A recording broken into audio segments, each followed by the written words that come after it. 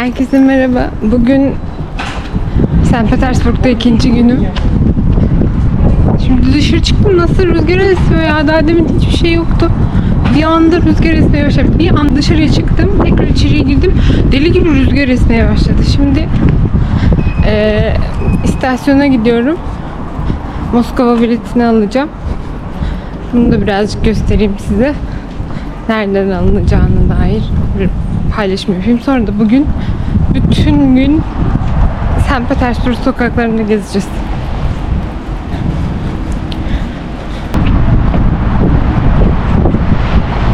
İnanılmaz bir rüzgar var bugün ya. Hiç bu kadar rüzgarlı olacağını düşünmemiştim bugün.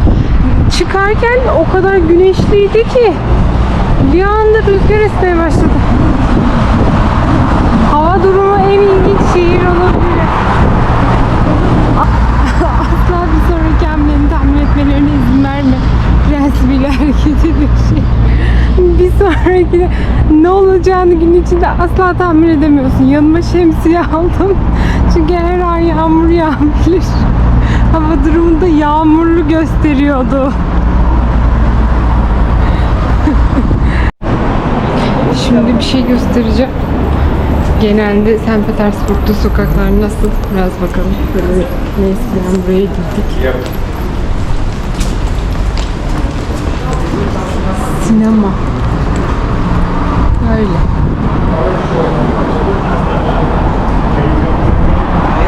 Şöyle yolun üstünde caddenin içinden giriyorsun ve böyle garip sokaklar var.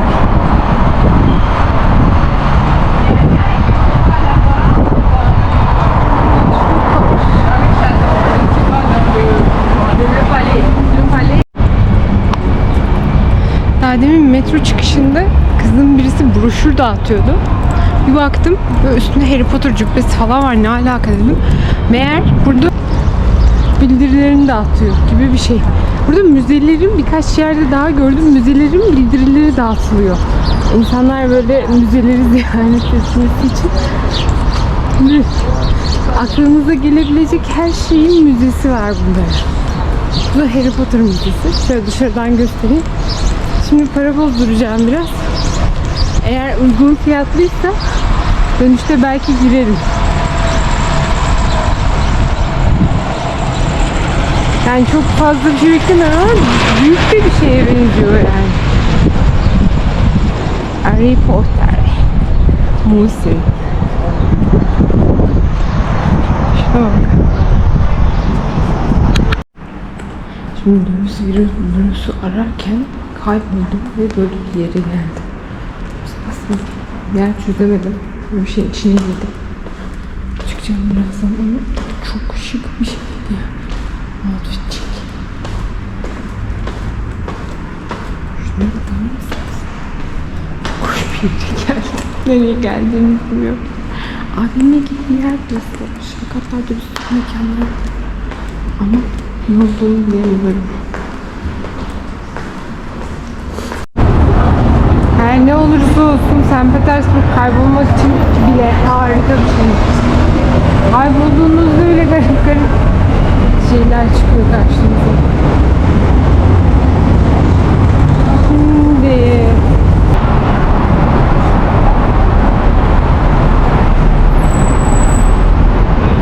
böyle bu kompleksin içinde bir sürü mağaza. Burası alışveriş merkezi herhalde ya.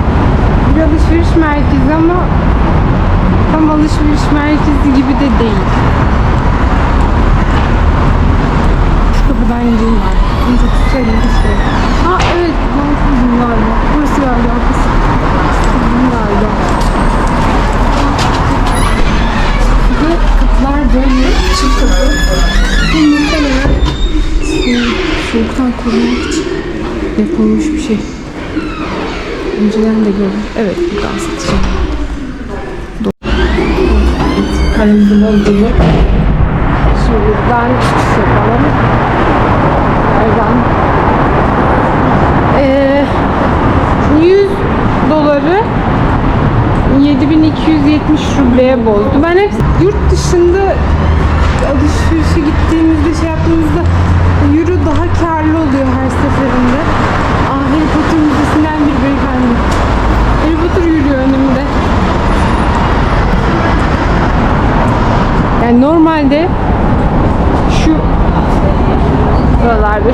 büfelerdi. Bu tarz yerler. Hep su, işte bizde su mu böyle satarlar ya, çikolata sakız bilmem ne. Burada sadece müze bileti satıyorlar ve gezi turu satıyorlar. Allah'ım. Bu şeylerin hepsi, büfelerin hepsi şehir turu ve müze bileti satıyorlar sadece. Yemiyorlar, içmiyorlar, geziyorlar. Çok fazla yerli turist var. Hepsi geziyor ve hepsi geziyorlar. Evet, yabancı gelmiyor muhtemelen artık çok fazla. Yabancı da aslında var. Mesela benim kaldığım hostelde Hristiyan var. Çin'den, ama Çin'den gelmiş. Orta Asya'dan gelen çok var. Çin'den gelen. Ne güzelsin ya. Hediyelikler var. Burası metro istasyonuymuş aynı zamanda. İçine giriyorsun, bir yerden de metroya bağlanıyor. Bir yerden de böyle kocaman bir AVM. Her şey var içinde. İlginç bir tur çılgınlığı var burada. Herkes tur alıyor ve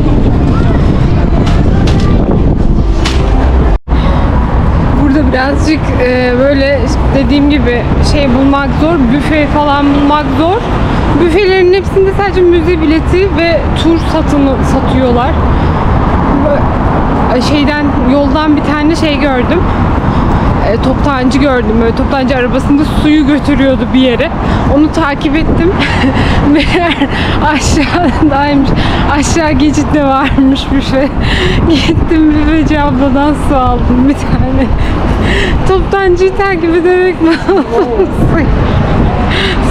su satılan. Sabahtan beri su arıyorum. Hiçbir yerde yok yani, caddenin üzerinde hiçbir yerde böyle bir su, bir şey alabileceğiniz bir şey yok. Meğersem alttaymış hepsi. Yerin altında şeydelermiş, geçittelermiş. Geçitte satıyorlarmış.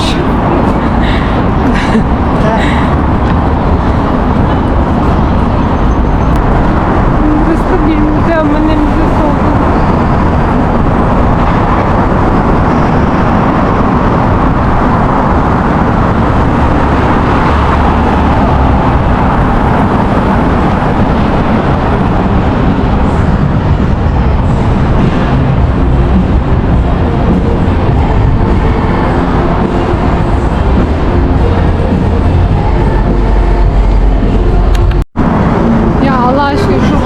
Baksanıza ya.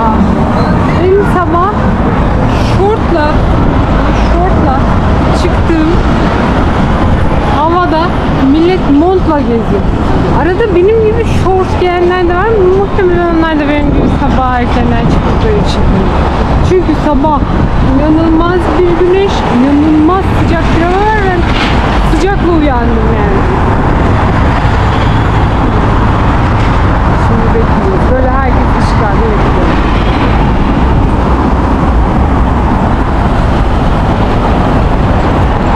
Aa, abla hareketlendi. Hepimiz hareketlendi. Çünkü artık yeşil yandı.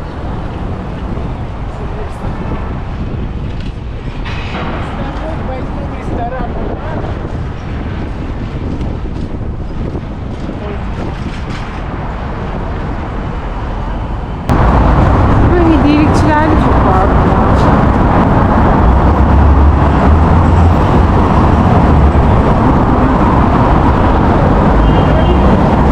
Şöyle pasajlar var işte. Daha demin de gösterdim ya.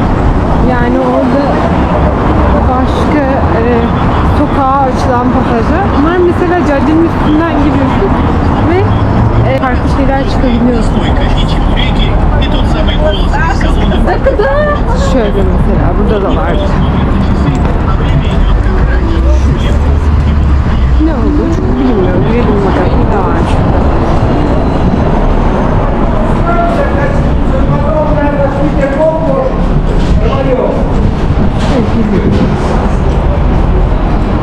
Bir kompleks gibi bir şey.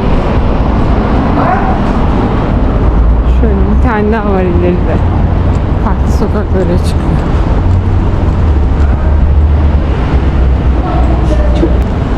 hoşuma gitti. Dur galiba direkt otele doğru gidiyor. Evet, Milyon'un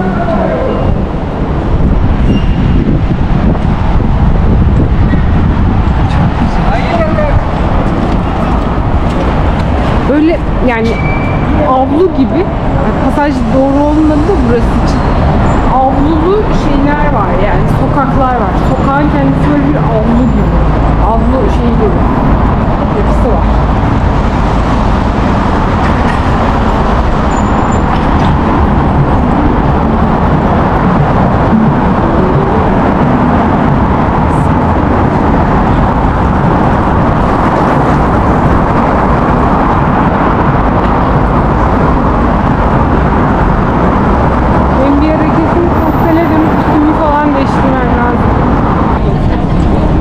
Gezmek istediğim birkaç müze var. Birkaç da yer var. Umarım gezebilirim.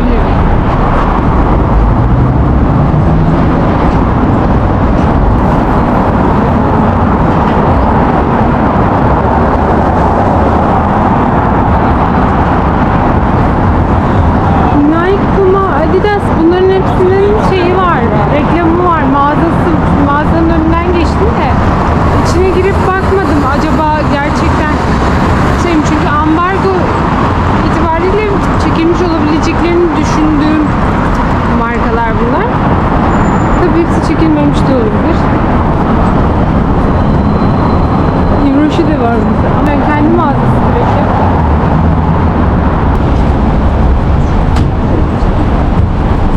Bak yine.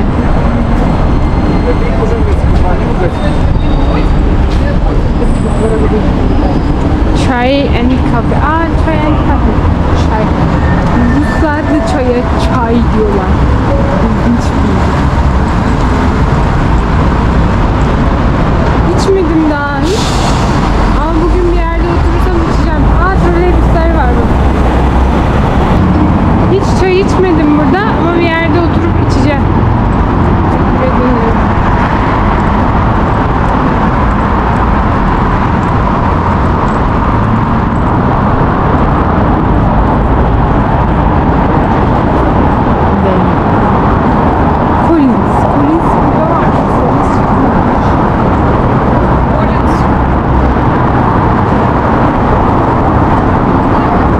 Bu havada bile size dondurma yiyor. Herkes sokakta dondurma yiyorlar ya.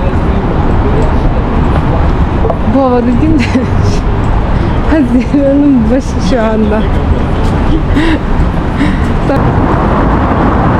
Yine bir yaya geçidi şöyle düzenlendi burada.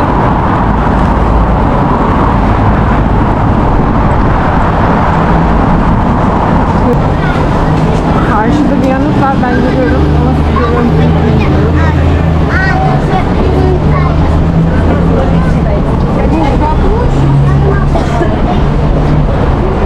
Şöyle şuraya geçeyim, şuradan göstereyim. Bu anıt, karşıdaki anıt, Leningrad kuşatması sırasında kaybettikleri insanların anısına dikilmiş bir anıt. Zaten yıldızı da görüyorsunuz tepesinde. Birazdan bu anıtın olduğu yere gideceğiz. Bir de Leningrad Müzesi gezeceğiz. Burası 2. Dünya Savaşı sırasında çok büyük bir kuşatma altında kalıyor. Nazi orduları tarafından ve insanlık dışı muamelelerle, insanlığın onurunu zedeleyici muamelelerle devam ediyor kuşatma. Sulara zehir katılmasına, yani şehre akarsu kaynaklarına zehir katılmasına, şehrin açlık ve yokluk içinde her gün bombalanmasına kadar her şey var ya. Aklınıza gelebilecek her türlü işkence yöntemi bu şehirdeki insanlar için deneniyor. Nazi birlikleri tarafından, ama şehir düşmüyor. Şimdi gidelim.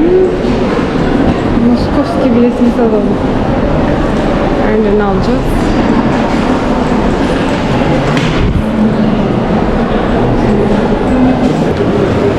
Bak sonra bak No 3 diyor. No 1'de yemiştik.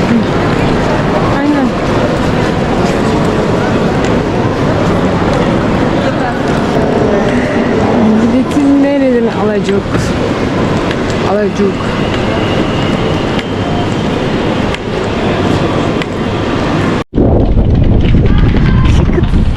Bilet alınan yer farklıymış ya. Oradan almıyormuş. Şurada trenler var. Başka bir binaya daha gireceğiz. Buradan alıyormuş.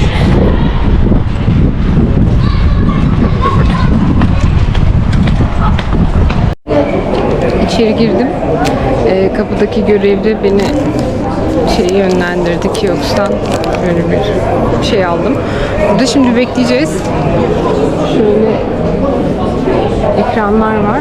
Şu ekranlarda banka gibi sıra bekleyeceğiz. Sırası gelen gidip biletini alıyor. Böyle. Bilet almak için sıraya girmek lazım. Şimdi bekliyorum sıram. 364. 364. Çok var ya ama ya. Gideceğiz. Hala bekliyorum. Yarım saat falan oldu. Şu an ben ilk geldiğimde 100 kişi vardı önümde. Şu an yaklaşık 50 kişi falan var. Yani sıra akıyor ama çok yavaş akıyor.